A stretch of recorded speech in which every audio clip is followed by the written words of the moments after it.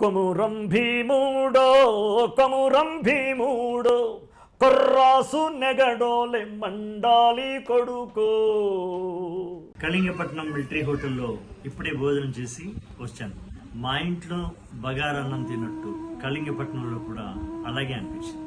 వ్యాపారం కోసం హోటల్ పెట్టడం వేరు, ఒక ప్యాషన్ కోసం, ఒక ఆశయం కోసం, ప్రజలకి వచ్చే కస్టమర్లకి వాళ్ళ ఇంటిలో వాళ్ళ అమ్మ, వాళ్ళ నాన్న, వాళ్ళ కుటుంబం కలిసి కూర్చొని ఇష్టమైనటువంటి ఆహార పదార్థాలు తింటే వచ్చే అనుభూతిని కళింగపట్నం మిలిటరీ హోటల్లో ఇవ్వడానికి వాళ్ళు ప్రయత్నం చేస్తున్నారు కాదు, వాళ్ళు ప్రాణం పెడుతున్నారు.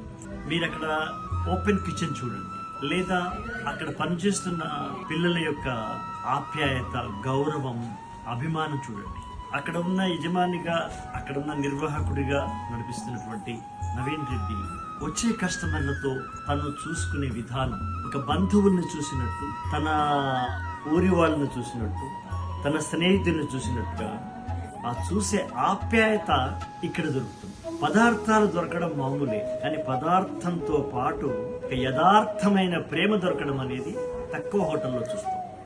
అలాంటి ఒక మంచి హోటల్ సిద్దిపేటలో ప్రసిద్ధి పొందినటువంటి హోటల్ మిలిటరీ హోటల్ కళింగపట్నం. నేను తిన్నాను, మీతో నా అనుభూతి పంచుకుంటున్నాను. థ్యాంక్ యూ, నమస్తే.